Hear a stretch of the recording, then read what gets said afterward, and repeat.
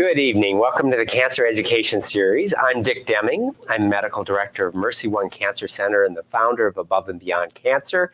Our Cancer Education Series is a collaboration between MercyOne and Above and Beyond, and it is brought to you with support from the Iowa Cancer Consortium.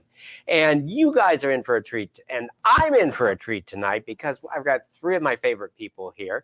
So I'm just going to briefly introduce our guests, and then they'll say more about themselves. But the topic tonight is the healing power of poetry. And we have with us tonight definitely four poetry fans, and we also have some poets. And our group today includes, at the far end, Judy Conlin. Judy, among other things, is a cancer survivor. She was an Iowa State professor, and she taught English and also women's studies. And she's done a number of, had a number of positions with various not-for-profits dealing with refugees and international relationships. And we're just really happy to have you here with us, Judy. Well, I'm delighted to be here. And sitting next to Judy is Rebecca Christian, and Rebecca is also a cancer survivor, and she is also a poet, a playwright, and a newspaper columnist. And I'm hopeful that we get to hear her not just recite favorite poems by others, but some of her own poetry. My pleasure. Very good. And sitting next to me is Carmen Lampe Zeitler, and I actually met Carmen at one of her monthly poetry salons that she and her husband have in their own home. Carmen is, number one, a baseball fan, and the Yankees are playing tonight, and so that is going to be in the back of her mind. But she also does a lot of things and has been involved in not-for-profit management, especially with children and family urban movement here in Des Moines. So welcome, Carmen. Here. Thank you for hosting us. You are welcome. So we're going to start off with each of us sharing one of our poems, and then we're going to follow that with a little bit of conversation about the healing power of poetry and what poetry has meant to each of us in our personal and or professional lives. And then we'll round out the rest of the hour with just sharing some beautiful poetry and looking at, I think we have more than we're going to be able to even share with you, but that's going to be the main focus of tonight. But let's start off with each of us sharing a poem, and then we'll talk about kind of what each of these poems means to us, but in general, how poetry can have a healing effect. So let's start with you, Judy. Okay, fine, good. Well, I'm choosing to begin with the poem Wonder Woman by Ada Lyman. And I think it's an important poem because it's from the point of view of a woman who has received a diagnosis that is clearly serious. And it tells us a lot about her, and it tells us, I think, a lot about how we can experience a challenge. It goes like this. Standing at the swell of the muddy Mississippi after the urgent care doctor had just said, well, sometimes shit happens. I fell fast and hard for New Orleans all over again. Pain pills swirled in the purse along with a spell for later. It's taken a while for me to admit I am in a raging battle with my body. A spinal column 35 degrees bent, vertigo that comes and goes like a DC Comics villain nobody can kill. Invisible pain is both a blessing and a curse. You always look so happy, said a stranger once, as I shifted to my good side, grinning. But that day, alone on the riverbank, brass blaring from the steamboat Natchez, out of the corner of my eye, I saw a girl, maybe half my age, dressed for no apparent reason as Wonder Woman. She strutted by in all her strength and glory, invincible, eternal. And when I stood to clap, because who wouldn't, she bowed and posed like she knew I needed a myth. A woman by a river, indestructible. Beautiful. Thank you, Judy. Rebecca? Yes. This is a poem I wrote when I was having treatment myself for breast cancer, and it was kind of a low point, and it's called The Elegance of Slow Poisoning. Chemotherapy terminology has it wrong. Taxotere sounds tame. Why not hemlock? Not Cytoxan, but deadly nightshade. Agatha Christie had it right. For suspense, you cannot surpass the elegance of slow poisoning. One day, the lips white as the linen that wrapped the young cowboy, as cold as the day. The next, the roof of the mouth as roughly textured as saddle hide. The nose running, the eyes glazed. Then beloved coffee turned to river mud and blessed wine to vinegar by the treacherous taste buds. At night, the turncoat joints clamoring in the bedroom where the old lady whispers, hush. The hair in the drain in morbid swirls like that harvested from the departed and woven into mementos in Victorian times. Not even a brow to raise at having given permission for this mayhem, this invasion of one's own Normandy, the good cells up to their hips in water as deep as the bad. Oh, very nice. Thank you. Thank you. Carmen? Well, it's hard to follow that personal experience and eloquence. This poem is called When I Taught Her to Tie Her Shoes, and it's by a poet that's new to me. Her name is Penny Harder, and it came out of this book called Poetry of Presence, an anthology of mindfulness poems. And it's just one of those anthologies that is full of fabulous poems, and this is one of them. When I Taught Her to Tie Her Shoes. A revelation, this student already in high school who didn't know how to tie her shoes. I took her into the book room knowing what I needed to teach was perhaps more important than Shakespeare or grammar, guided her hands through the looping, the pulling of the ends. After several tries, she got it, walked out of there empowered. How many things are like that? Skills never mastered in childhood, simple tasks ignored, let go for years.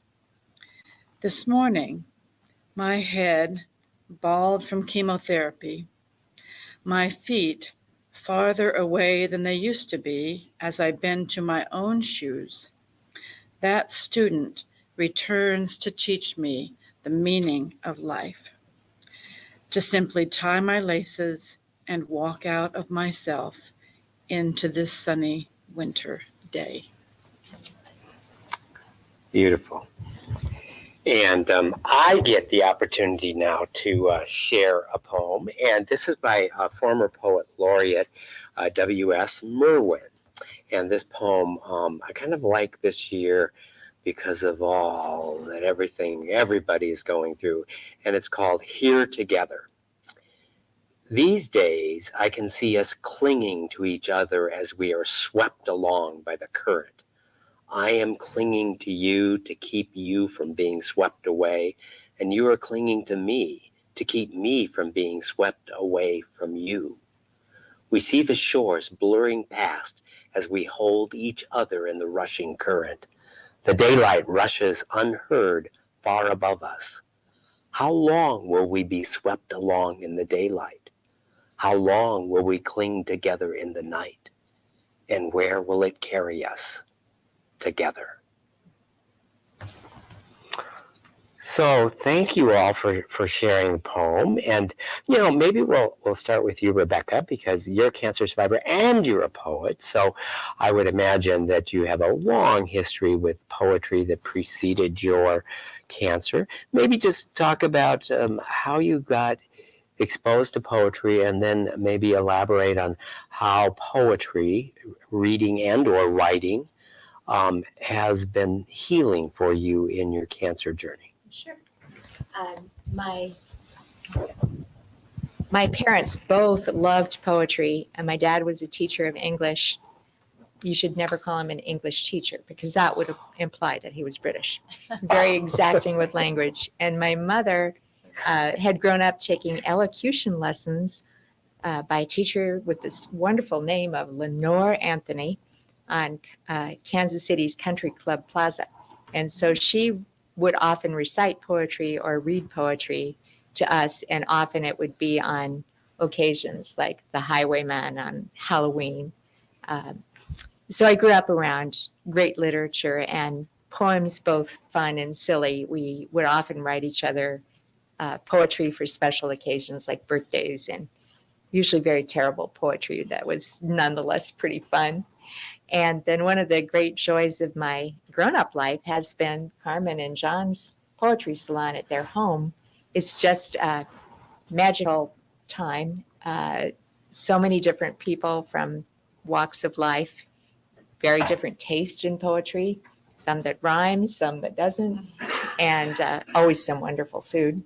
So kind of a potluck situation where we share both food and poetry. So that's been a great pleasure of mine, and also just studying poetry and reading poetry. And this is a piece I wrote. It actually is not so much of a poem as a newspaper column, but it is about after I got through with my pity party when I was in the worst of the treatment, I was able to say why I am almost glad I had cancer.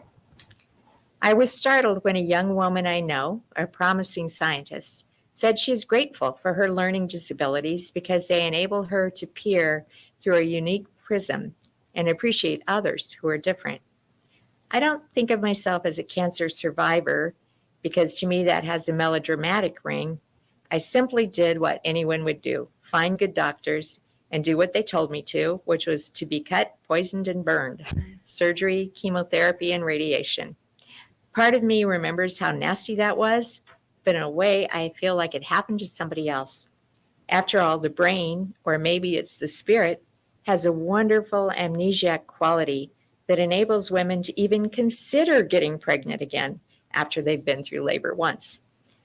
I have a hard time summoning up the details of my treatment 7 years ago, unless I am talking to someone who is newly diagnosed and needs to hear not platitudes, but the voice of experience. I had an aggressive tumor. Some would say that fits my personality. That was detected early. So I think of myself as not so much afflicted as spared. I am not a cancer victim because breast cancer is frightfully common. And although I had no family history or risk factors, I am a hem of a certain age. Recently, I lunched with a foursome of women contemporaries, early 60s, and 3 of us had gone through cancer. While I have eluded the eternal footman for now, the experience keeps prompting me to beg the big question, spared for what? The illness caused me to make some difficult changes. I decided I had to let a longtime friendship go because it was taking too much out of me at a time when I had no reserves. Cancer also factored into my decision to retire a few years earlier than I had planned. Seize the day. I am a little nicer after discovering how kind people can be, from strangers to close friends. Also, cancer convinced me of what we all know but can't quite feel in the gut until a near miss, that one day, even precious little me, myself, and I will and truly die. Thus, I'm a little more grateful, a little less likely to rant at bloody Mediacom on the telephone, a little more inclined to let Butinskis into my lane of traffic. I am now more cautious because being absolutely sure that you will one day lose your life makes it infinitely more precious. In iffy weather, I wear only shoes with good traction. As a pedestrian, I seldom dash across the street, even when there are no cars coming, until, just like the Grim Reaper will one day, the ghostly white walk figure beckons me on. I didn't go through chemotherapy to get run over. I am also less vain. There is nothing like meeting your new husband's ex-wife for the first time with very little hair, eyebrows, or eyelashes to make you get over yourself. I also think that trauma bonding strengthened my young marriage. My husband and I were wed on a Saturday, and I started treatment the following Wednesday. When my tresses started to appear on my pillow and swirl down the drain, I asked him to shave my head. As in the beautiful Leonard Cohen song, Hallelujah, he put me in a kitchen chair and cut my hair. That is, after pouring me a huge scotch, lighting a candle, and starting Coltrane on the stereo. After my mane was buzzed off, I looked into his eyes and saw nothing but love. I believe it took cancer to make me live more fully. For that, I'm glad. Yeah, that's so nice. You're someone who writes, so someone has said, you probably would know who I don't know, I'm just paraphrasing. I don't know what I think till I see what I write. And I'm wondering, to what extent does the act of writing solidify your thoughts? Obviously, it's a beautiful essay, almost prose poetry. To what extent would those thoughts not have existed if you didn't sit down to put them on paper? Maybe just elaborate and reflect on the role of the actual writing something down and the relationship to creating the thought, or amplifying the thought, or permanizing the. Well, it's pretty organic, and it's depending on if I have a deadline or I'm just writing something from my heart. When you get in the zone, like I think maybe I was in the zone when I wrote this one, you're not really writing, you're being written through. And I don't know what you would call that force that writes through you. But it feels like it's not even me personally. It's something bigger. Yeah. And I would dare say, correct me if I'm wrong, but those thoughts may not have come to mind if you weren't forcing, but if you weren't creating something in writing. Yeah, I think if you kind of have to turn that rusty faucet on and play around for a while before you get to the good water. Okay. So right now, again, we're sort of elaborating how poetry has had a healing influence on our lives, whether it's through our cancer journey or other aspects of our lives. So Judy, as someone who has taught English, I'm sure that you probably gained an affinity for poetry as a child, and maybe elaborate on how you came to know poetry, but then specifically the role poetry plays in the healing process. Well, as a matter of fact, I didn't come to poetry or reading as a child. We didn't have books in my house. We had comic books. And so when I discovered, I remember I was sitting in my sorority house bedroom, and I'm reading a very, probably to many people's points of view, very tedious essay by Emerson on self-reliance. And I'm just joyful. And I said out loud, "By George, I'm a scholar." And I that excitement over literature and thinking and feeling, and so much of poetry is also feeling. I know when I was diagnosed with cancer, I went from A to Z, okay, this is it, I'm going to die. And it's not a rational response. It's not a reasonable response. There's nothing logical about it. I think that's one of the things that poetry does for us. It's about feeling and sensibility and imagery and language. And so I fell in love with words and was so grateful, and my excitement and gratitude really for words, poetry, prose, has just never stopped. Great. Thank you. Let's turn to you, Carmen. So, Carmen, maybe elaborate on, we all have bumps in the road of life. We all go through suffering. And I like to think of poetry as having a healing effect, no matter what the source of suffering is. Is that something that rings true for you? Maybe share with us, what was the first poem you can ever remember back from your childhood? And second, how would you describe the impact poetry has on your life?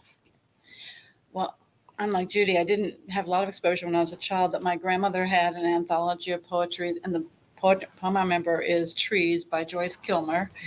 And I remember reading that, and there was a little woodcut at the top of the trees, and it was a beautiful book. And my probably 8 or 9, So just that feeling of, oh, this must be important. But I think poetry didn't really take hold of me till I was in high school. And I had a couple of English teachers that exposed us to the poetry of Langston Hughes and James Baldwin. And as a, little white girl living in small town Iowa, I understood more of an experience of somebody that wasn't like me, and the difficulty of those experiences. And poetry opened all that up more than anything I'd ever read in a history book. And I was a history major eventually. So there's always sort of been that draw to poetry. And then as an adult, I just started reading more. Years ago, I went to an event that the Children's Defense Fund puts on every year for child advocacy. And Frederick Streets, who was the first African-American chaplain at Yale University, shared in a workshop that when he was in the 5th grade, his teacher had him read and memorize a poem called Your World by a woman named Georgia Douglas Johnson, and that as a 5th grader, his worldview was changed. And so that inspired me to come back and do poetry with kids at CFUM, and just had a wonderful experience with all of that too. So the spectrum that poetry can affect in our lives is just phenomenal. When I've had friends who have gone through serious illness, cancer, I have maybe sent them a bouquet of poems or a portfolio of poems. And thinking about that, I think the reason I did it comes from a poem by one of your poets, your favorite poets, Mary Oliver.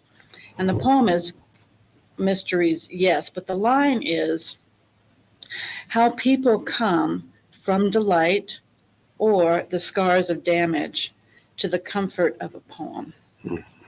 So I think that there is that, in terms of healing and connection to poetry when things are particularly hard and when things are particularly amazing. Yeah. Why don't you share the whole poem? I Do you can have that. it? Yeah, I do. There? Yes, Mysteries. Mysteries, yes. I do have mysteries, yes. So I sort of categorize these poems as ones that focus on courage and resilience, ones that focus on the bigger picture, like the Merwin poem that you read, I think, and the larger connections, and then poems that focus on affirmation, encouragement, and comfort. So this one is in the bigger picture part of my collection. So it goes like this.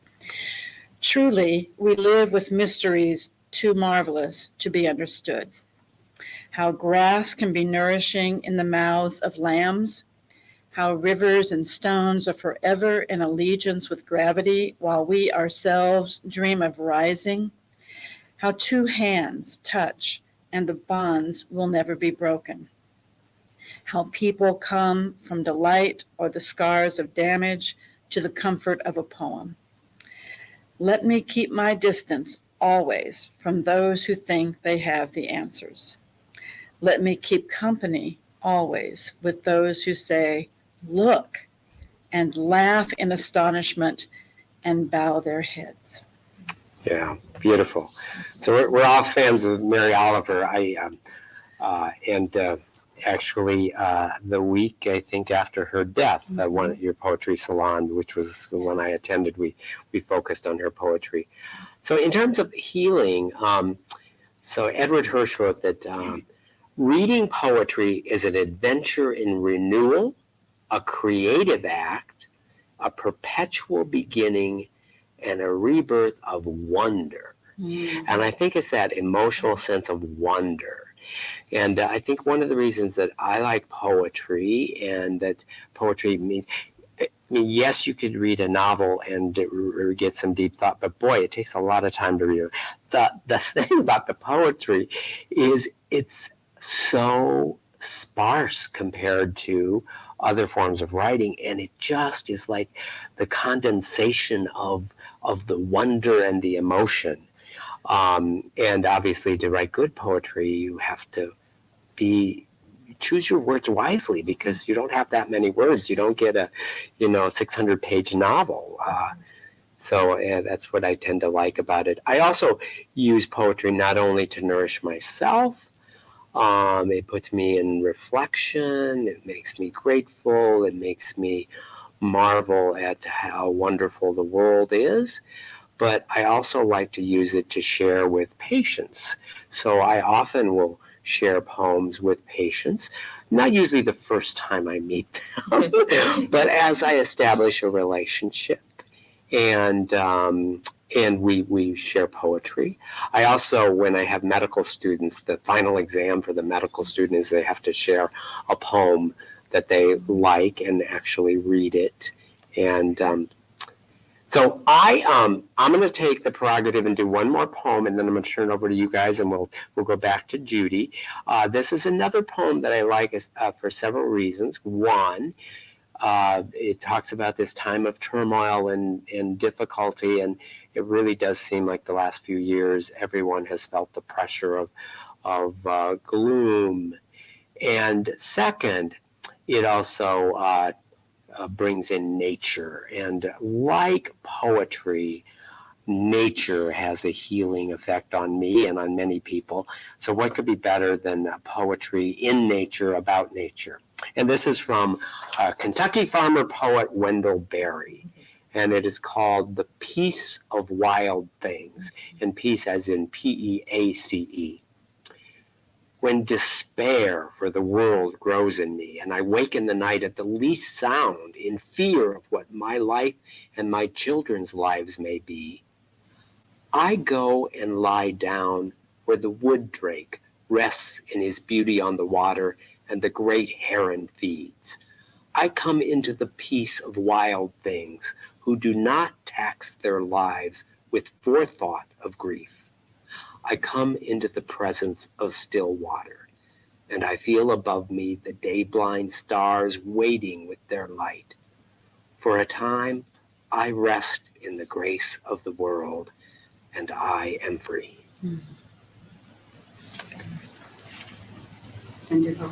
Judy, we'll go back to you. Well, I think I'll read a poem that one of the things about you, Dr. Deming, and this poem is that I remember I ran into you just a couple of days after my diagnosis, and I was coming out of the Civic Center, and I told you my diagnosis, and your response was so incredibly kind and caring. I'm thinking, how can you be so kind and caring? You've seen tens of thousands of patients, but there was something about the way in which you reacted to my cancer that just was so loving, so caring, and so very helpful. This poem feels as if somebody's walking along with you and giving you very kind and loving advice. So in your honor, among many ways, the poem is Beloved is Where We Begin. If you would enter into the wilderness, do not begin without a blessing. Do not leave without hearing who you are, beloved, named by the one who has traveled this path before you. Do not go without letting it echo in your ears. And if you find it is hard to let it into your heart, do not despair. That is what this journey is for. I cannot promise this blessing will free you from danger, from fear, from hunger or thirst, from the scorching of sun or the fall of the night. But I can tell you that on this path there will be help. I can tell you that on this way there will be rest. I can tell you that you will know the strange graces that come to our aid only on a road such as this, that fly to meet us, bearing comfort and strength, that come alongside us for no other cause than to lean themselves toward our ear and with their curious insistence whisper our name. Beloved, beloved, beloved. Thank you, Judy. That was beautiful. We are surrounded by people who want to help us, and we just open ourselves to that. Rebecca. Yes.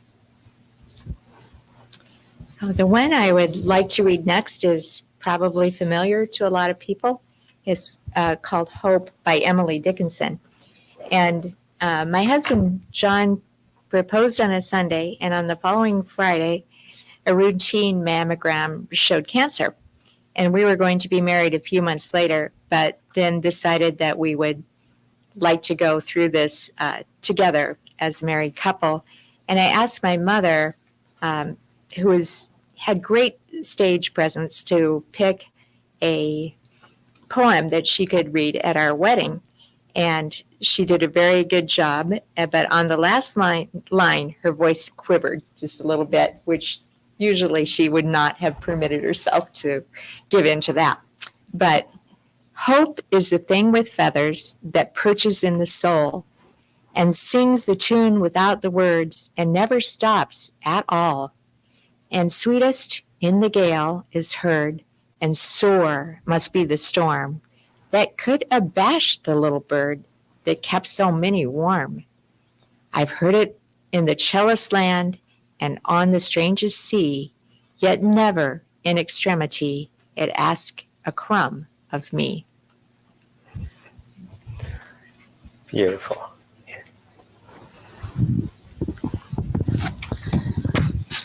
There are so many choices, but a poet we've discovered the last few years is Clint Smith. And he was at the Bucksbaum lectures a few years ago at Drake with Billy Collins. They shared yes. an evening. Yes. So this poem is called For the Hardest Days.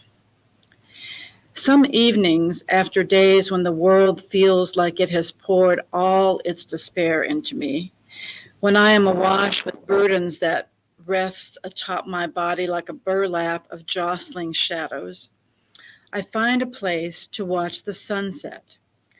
I dig my feet into a soil that has rebirthed itself a million times over. I listen to the sound of leaves as they decide whether or not it is time to descend from their branches. It is hard to describe the comfort one feels in sitting with something you trust will always be there, something you can count on to remain familiar when all else seems awry. How remarkable it is to know that so many have watched the same sun set before you. How the wind can carry pollen and drop it somewhere it has never been. How the leaves have always become the soil and then they become the leaves again. How maybe we are not so different from the leaves. How maybe we are also always being reborn to be something more than we once were. How maybe that's what waking up each morning is, a reminder that we are born of the same atoms as every plant and bird and mountains and ocean around us. The interconnectedness of everything, yes. So I'm going to share a poem now that this is 18th century, I think, Reinder and Maria Rilke, so a sort of bohemian poet. And this is a translation by Joanna Macy. And it again goes to a sort of resilience in how, through difficulty we can find our inner strength. And it's called Let This Darkness Be a Bell Tower. Mm-hmm. Listen, quiet friend who has come so far. Feel how your breathing makes more space around you. Let this darkness be a bell tower and you the bell. As you ring, what batters you becomes your strength. Move back and forth into the change. What is it like, such intensity of pain? If the drink is bitter, turn yourself to wine. In this uncontainable night, be the mystery at the crossroads of your senses, the meaning discovered here. And if the world has ceased to hear you, say to the silent earth, I flow. To the rushing waters, speak, I am. That's a poem that, like many poems, I think it's meant to be spoken. It's the rhythm of it. And thinking back to the first poem I remember, I'm sure I heard before, but in 7th grade we had to memorize a poem. It was Casey at the Bat. I love Casey at the Bat. There's something about, of course, the story and the mystery and the suspense, and then just the cadence and the rhymes. So I think that was my first poem, was Casey at the Bat. I have to say, there was a man, he was a retired United Methodist pastor, and he could bring you to tears reciting that poem. I mean, it was just, in his 80s, he could recite that poem, and it was like, oh my gosh, it made me cry. Casey at the Bat. The drama, the suspense, and the sadness, and the poor Mudville fans. Yeah. Oh my gosh. Judy, let's go back to you. We'll bring you the microphone here. Okay. Well, we all brought tons of poems, and we had a wonderful dinner a couple of months ago, all of us, and we sat around just sharing one poem after another, and you would recite one, and then you'd pull one out, and then you'd pull one out, and so you were talking about darkness, and so I'm going to talk about light, and I'm going to read a poem by Jan Richardson, Light. Blessed are you who bear the light in unbearable times, who testify to its endurance amid the unendurable, who bear witness to its persistence when everything seems in shadow and grief. Blessed are you in whom the light lives, in whom the brightness blazes, your heart a chapel, an altar where in the deepest night can be seen the fire that shines forth in you, in unaccountable faith, in stubborn hope, in love that illumines every broken thing it binds. I think one of the things I was looking for this session was the kind of poetry that addresses challenges and illness and ultimately survivorship and resilience and love. Love is so much a part of this, so that's just. And let me add another one. I think one of the things that struck me, and I'm just going to read the second stanza of this poem. When those of us who are diagnosed with cancer and we think, well, we've got a limited lifespan now, this is going to be it, we ask these questions. But the mind always wants one more, it has. One more bright day of sun, one more clear night in bed with the moon, one more hour to get the words right, one more chance for the heart in hiding to emerge from its thicket in dried grasses. As if this quiet day, with its tentative light, weren't enough, as if joy weren't strewn all around. That is great. I'm feeling the healing power of poetry. I'm just telling you right now. Yes. I am feeling this sense of peace and wonder. Yes, and enormous comfort and gentleness. Yeah. Yeah, Thank you. sure. Rebecca? Sure. Well, this one resonated with me because about 20 years ago, I was having lunch with a friend and she gave me the news that her husband had breast cancer. I'd never heard of breast cancer in a man. And she told me, please not to tell anyone else because her husband was so humiliated that he had breast cancer. And so now we're hearing more about that. And so this is from Herb Wagner, A Man's Pink. We've added some blue to the sea of pink to ensure that all men will pause and think. Breast cancer is a disease that affects men too, and that's why we've added the blue. Breast cancer awareness and breast self-exam are not just for a woman, they're also for a man. A Man's Pink teaches us to pause and think, and that's why we've added the blue. To increase survivor rates, we're striving to proclaim the third week of October as Awareness Week for Men. Increasing awareness allows us to survive, and that's why we've added the blue. We've added some blue to the sea of pink to ensure that all men will pause and think. Breast cancer's a disease that affects men too, and that's why we've added the blue. Nice. Yes, we're learning more and more about men's breast cancer, and so thank you for bringing that into the conversation. How prevalent? So it's much more likely that if a man has breast cancer, that there's a genetic mutation. So with women in breast cancer, it's more like 10%, and it's a significantly higher. So if a man has breast cancer, we definitely do genetic testing, and I can't tell you the exact percent, but much higher will have a genetic mutation that predisposes them. Yep. All right, Carmen. When Judy was reading about light, it made me think this is one of my all-time favorite poems, and one of the reasons I put it in this mix for tonight is I think when people have a diagnosis of cancer, one of the things that I hear them talking about is legacy. You know, what will be remembered, and what will I leave behind? And so I think this is a fabulous poem about that. It's called For Joel at 94, and it's by Mark Nepo.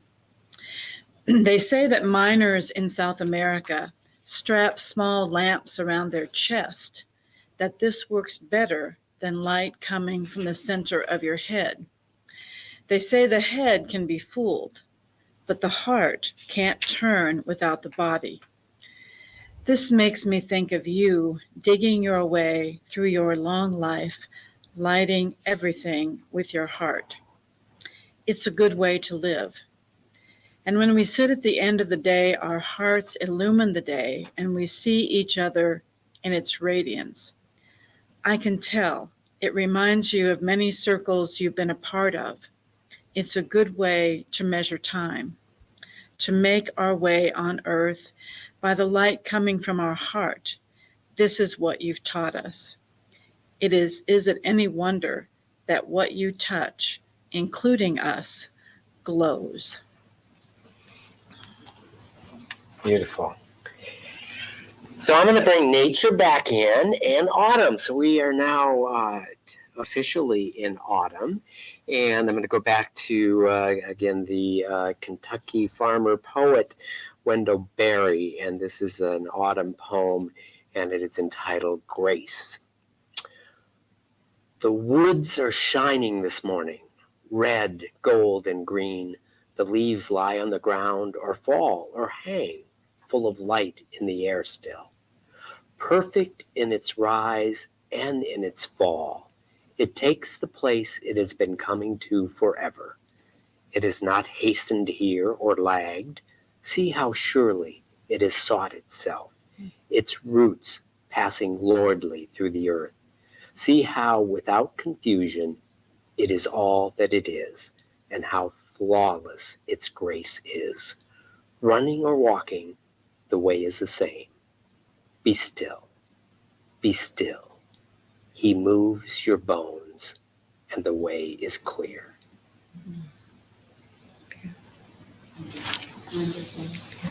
I'll follow with the Mary Oliver. Okay. Stay with nature. Great. If you would like. Absolutely. Sure. Mary Oliver is what inspired the poetry salon at Carmen's, and and this is a poem by Mary Oliver entitled Poem of the One World. This morning, the beautiful white heron was floating along above the water, and then into the sky of this, the one world we all belong to, where sooner or later is a part, where everything sooner or later is a part of everything else, which thought made me feel for a little while quite beautiful about myself. Mm-hmm. There's something wonderful about many poets, but including Mary Oliver, that the last line is an aha moment, a delightful moment, a surprise. And so you're enjoying the language, you're enjoying her imagery, and then you just delight in a surprise. And so it's one of the many reasons I love Mary Oliver. So Rebecca, do you have a Mary Oliver to follow? I don't have a Mary Okay, Oliver, okay. but I have a Rebecca Del Rio. And I like this one because of a little bit of what Carmen was saying, and all of us really about being present. And I think that's a good prescription for not just for breast cancer, but for getting through COVID too. So this is called Prescription for the Disillusioned. Come new to this day. Remove the rigid overcoat of experience, the notion of knowing, the beliefs that cloud your vision. Leave behind the stories of your life. Spit out the sour taste of unmet expectation.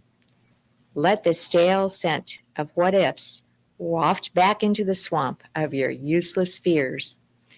Arrive curious, without the armor of certainty, the plans and planned results of the life you've imagined. Live the life that chooses you. New every breath, every blink of your astonished eyes.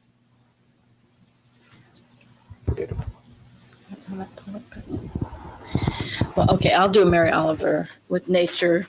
And this is a very familiar poem, I think, to a lot of people, called When I Am Among the Trees.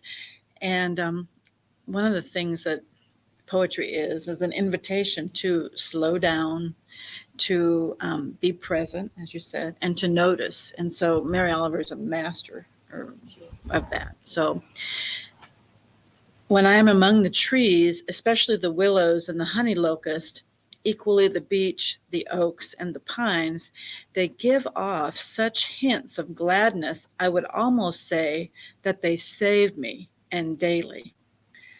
I am so distant from the hope of myself in which I have goodness and discernment and never hurry through the world, but walk slowly and bow often, which is a fabulous line and mantra. Around me, the trees stir in their branches and call out, "Stay a while." The light flows from their branches and they call again. It's simple, they say, and you too have come into the world to do this, to go easy, to be filled with light, and to shine. Yeah, beautiful. Okay, I'm going to do a Mary Oliver too. I just changed though. There's humor in poetry as well. So I've chosen a little bit of an offbeat Mary Oliver that I like for both its nature and its quirkiness and also the humor that comes. She has a friend, Tom Dancer, and Tom Dancer gave her a white bark pine cone. And so the title of this poem is Tom Dancer's Gift of a White Bark Pine Cone. You never know what opportunity is going to travel to you or through you. Once a friend gave me a small pine cone, one of a few he found in the scat of grizzlies in Utah, maybe, or Wyoming. I took it home, and I did what I supposed he was sure I would do. I ate it, thinking how it had traveled through that rough and holy body. It was crisp and sweet. It was almost a prayer without words. My gratitude, Tom Dancer, for this gift of the world I adore so much and want to belong to. And thank you too, Great Bear. That's great. That's great. Back to Judy. Well, Poetry I slam. didn't bring a funny poem, but I was thinking of the Billy Collins poem that people, can you pull that up? How reading a poem and tearing it apart. Okay, Yeah. okay. You get to do another one while I Okay. find this one. Okay. I'm going to turn to another poet that we enjoy very much at the Poetry Salon, and that is Rumi. And his poem, "We want to believe we can live forever. And if I can't live forever, then let me make the most of this sliver of eternity, these slender days I've been given in the ongoing story. Let me be recklessly curious about what I will never know, driven to dance with the secrets of galaxy and spruce cone. Just this morning, I wondered, what wake will I leave behind? Let me be restlessly kind. Let me find peace with the imperfect self. Let me find love with the imperfect world. In my smallest moment, let me lean into enormity. If I can't live forever, let me at least believe in forever and love the world accordingly. Beautiful. And you get the bonus now. So we Okay. have, thanks to modern technology, Okay, good for we you. have Introduction to Poetry by Billy Collins. This is a lesson for those of you who have been told, or I don't get it. And here's what Billy Collins has to say. I ask them to take a poem and hold it to the light like a color slide, or press it air against its hive. I say drop a mouse into a poem and watch him probe his way out. Or walk out inside the poem's room and feel the walls for a light switch. I want them to water ski across the surface of a poem, waving at the author's name on the shore. But all they want to do is tie the poem to a chair with rope and torture a confession out of it.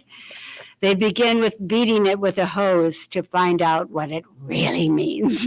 That's good. I did not know that poem. Thank you for sharing. That's Yes.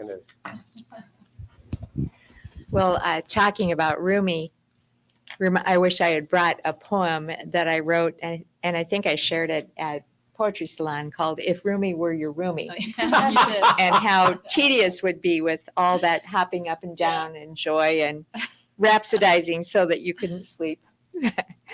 But here is one by John Wellwood, Forget About Enlightenment. Sit down wherever you are and listen to the wind singing in your veins.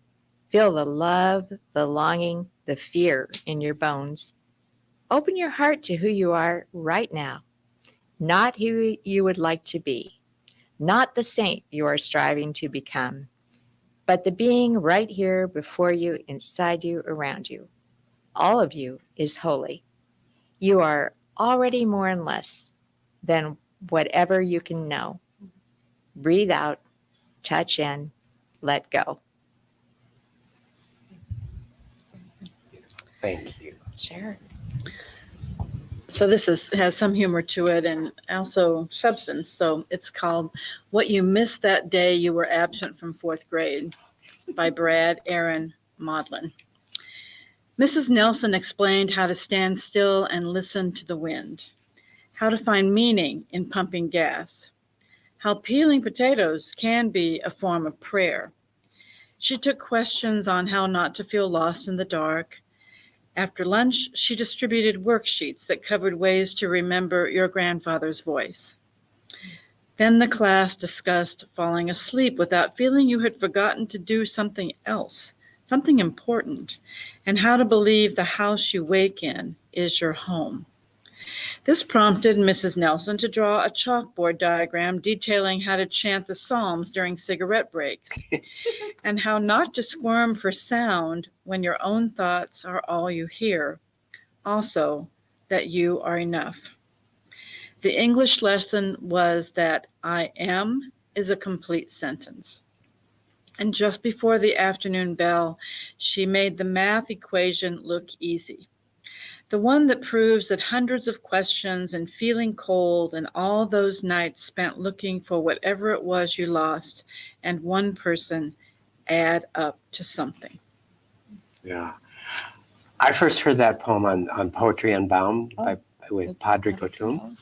Is that where you heard? No, I've had it around for a long time, but I'm glad he knows it. Yes. And speaking of which, so this is a podcast that's part of the On Being, and it's Padre Cotum is Irishman. I'm not sure if I'm pronouncing that correct, but he's also a poet. Yep. And so his latest one, he read a poem by Margaret Atwood.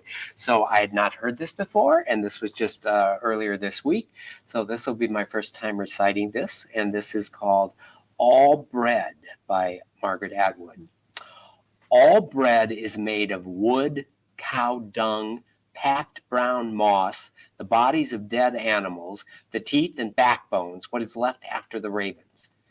This dirt flows through the stems into the grain, into the arm, 9 strokes of the axe, skin from a tree, good water, which is the first gift, 4 hours. Live burial under a moist cloth, a silver dish, the row of white famine bellies swollen and taut in the ovens, lungfuls of warm breath stopped in the heat from an old sun. Good bread has the salt taste of your hands after 9 strokes of the axe, the salt taste of your mouth. It smells of its own small death, of the deaths before and after. Lift these ashes into your mouth, your blood. To know what you devour is to consecrate it, almost. All bread must be broken so it can be shared. Together, we eat this earth. Goodness, that is something. Wow. Yes, not quite the same as eating a pine cone from the scat of a grizzly bear. There, that's right. Okay, let's see. I think we each get one more poem.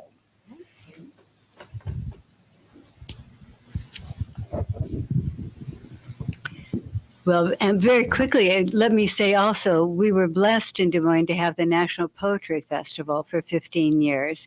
And there are a couple of people who want to revive that. And so we hope very much that will be successful. And I'm sure all of us will participate in Yeah, helping that revival. Wonderful. It was wonderful. It was just wonderful. Okay. So here's some guidelines. Here's what you need to do. Since time began, find something diamond rare or carbon cheap. It's all the same. And love it all you can. It should be something close. A field, a man, a line of verse, a mouth, a child asleep that feels like the world's heart since time began. Don't measure much or lay things out or scan. Don't save yourself for later. You won't keep. Spend yourself now on loving all you can. It's going to hurt. That was the risk you ran with your first breath. You knew the price was steep. That loss is what there is since time began, subtracting from your balance. That's the plan. Too late to quibble now. You're in too deep. Just love what you still have while you still can. Don't count on schemes. It's far too short a span from the first sowing till they come to reap. One way alone to count since time began. Love something, love it hard, now while you can. Beautiful. Judy, who was the poet? Thank you. Rena Espelat. Carmen, do you know how to pronounce her name? This was It's Reina Espelad. okay. Thank you. Beautiful. That was Yeah, beautiful. I that's great. had not heard that. I was the recipient of a very big bouquet of poems from Carmen as I celebrated my last birthday, which was a very big birthday. Belated happy birthday. Thank Yes. Well, imitation is the sincerest form of flattery. And I got that poem bouquet idea from Carmen too.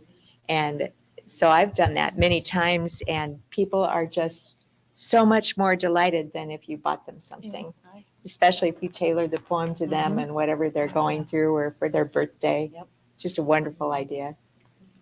Well, this is called You Are That by Dana Faulds. Throw off the bonds of your conditioning and fear and celebrate the wonder of being here. Experience this moment as it is, connected by breath and essence to the whole.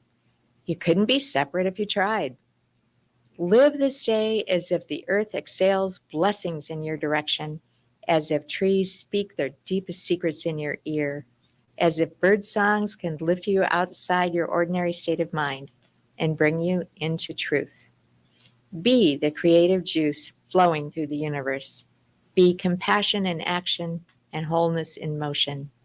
Be silence and stillness, the ocean of love so palpable that not one cell of you disputes the truth that you are that. Well, here is a Padre Toma. Okay. The facts of life. That you were born and that you will die. That you will sometimes love enough and sometimes not. That you will lie if only to yourself. That you will get tired. That you will learn most from situations you did not choose. That there will be some things that move you more than you can say. That you will live. That you must be loved. That you will avoid questions most urgently in need of your attention. That you began as the fusion of a sperm and an egg of two people who once were strangers and may well still be. That life isn't fair, that life is sometimes good and sometimes better than good, that life is often not so good.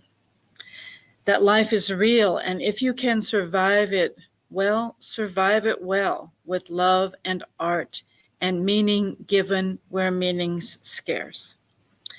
That you will learn to live with regret, that you will learn to live with respect, that the structures that constrict you may not be permanently constraining, that you will probably be okay, that you must accept change before you die, but you will die anyway. So you might as well live, and you might as well love. You might as well love. You might as well love. That's beautiful. I think we'll close with that as our last poem. And I just want to thank Judy, Rebecca, Carmen. Thank you for being here. Thank you for sharing your poetry. And we'll compile a list of the poems that we read and make them available for all of you. For those who want to share this session with others or want to go and listen to it again, we've created a video podcast with the help of By George. And this video podcast will be on the MercyOne Cancer Center website and also on the Above and Beyond Cancer YouTube channel. So again, I want to thank all of you for being here, and those of you in our live studio audience and those of you watching. And please come and join us again next week. Thanks again.